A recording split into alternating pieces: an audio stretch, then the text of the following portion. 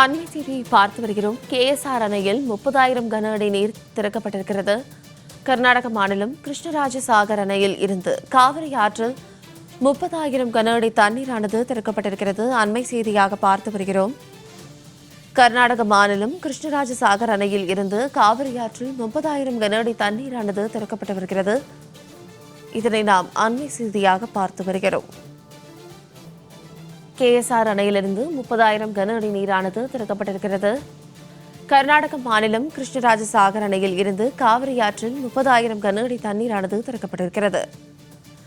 மேலும் இது குறித்தான கூடுதல் விவரங்களோடு இணைகிறார் எமது செய்தியாளர் பிரகாஷ். பிரகாஷ், வணக்கம். இது குறித்தான முழு விவரங்களை பதிவிடலாம். சாருலதா, கர்நாடக மாநிலத்துல காவேரி நீர்பிடிப்பு பகுதிகளில் பெய்து வரும் மழை காரணமாக அங்கு இருக்கக்கூடிய நீர்நிலைகள் வேகமாக நிரம்பி வருகிறது. குறிப்பாக கர்நாடக மாநிலத்தின் முக்கிய அணைகளாக கருதப்படும் கிருஷ்ணராஜசாகர் அணை மற்றும் கபினி அணை ஆகிய இரு அணைகளுமே நீர்வரத்து காரணமாக வேகமாக நிரம்பி வருகிறது.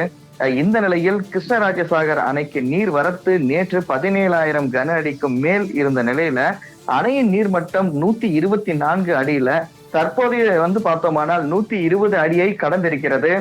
எனவே அணையின் பாதுகாப்பு கருதி அணைக்கு வரக்கூடிய அணையின் அந்த நீர் வரத்தை கருத்தில் கொண்டும் கிருஷ்ணராஜசாகர் அணையில் இருந்து வினாடிக்கு 30,000 கன அடி தண்ணீர் காவேரி ஆற்றில் தற்போது திறக்கப்பட்டிருக்கிறது.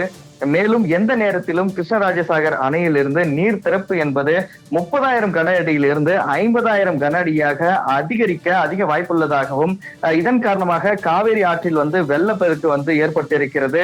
இதனால் காவேரி கரையோரம் வசிக்கும் மக்களுக்கு வெள்ள அபாய எச்சரிக்கையானது விடுக்கப்பட்டிருக்கிறது. எக்காரணத்தை கொண்டும் ஆற்றில் குளிக்கவோ கால்நடைகளை குளிப்பாட்ட கொண்டு செல்வதோ அல்லது ஆற்றில் ஓடக்கூடிய அந்த தண்ணீரில் சாகசம் செய்யக்கூடாது எனவும் கர்நாடக மாநில பொதுப்பணித்துறை அதிகாரிகள் தற்போது எச்சரிக்கை விடுத்துள்ளனர். சாருலதா,